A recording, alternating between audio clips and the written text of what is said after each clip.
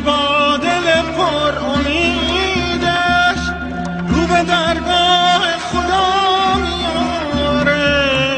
زندگی یا که سیاه یا که سپیده واسه تو، توی ناامیدی یا گاهی امیده واسه تو. عشق گرم و آه سرد همیشه همراه تو هست. زندگی بی دغدغه خیلی بعیده واسه تو.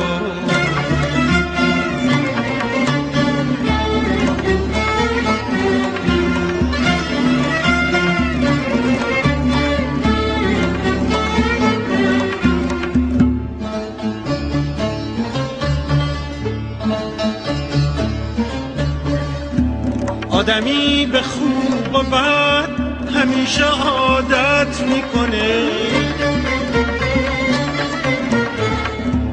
هر کسی یه جور خداوند و عبادت میکنه.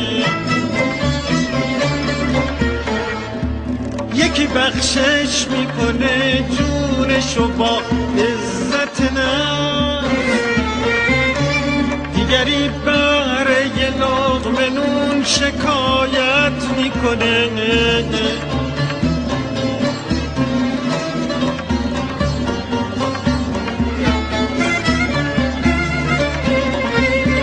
آدمی به خوب و بد همیشه عادت میکنه. هر کسی یه جور خداوند و عبادت میکنه. یکی بخشش میکنه جونشو با عزت نفس، دیگری برای یه لقمه نون شکایت میکنه.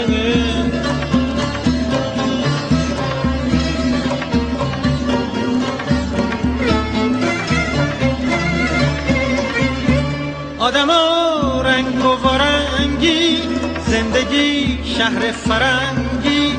یکی با خودش گلاویز مثل برگ و باد پاییز. تنها از آدمی یک خاطر برجا میمونه.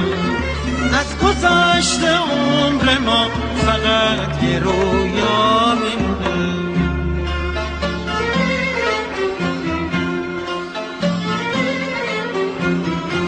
میدونی دنیا وفا نداره، یا اگر داره بقا نداره. آدمی با دل پر امیدش رو به درگاه خدا میاره.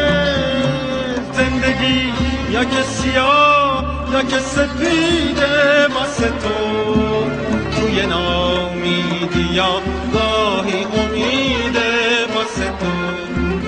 عشق گرم و آه سرد همیشه همراه تو هست. زندگی بی دغدغه خیلی بعیده واسه تو.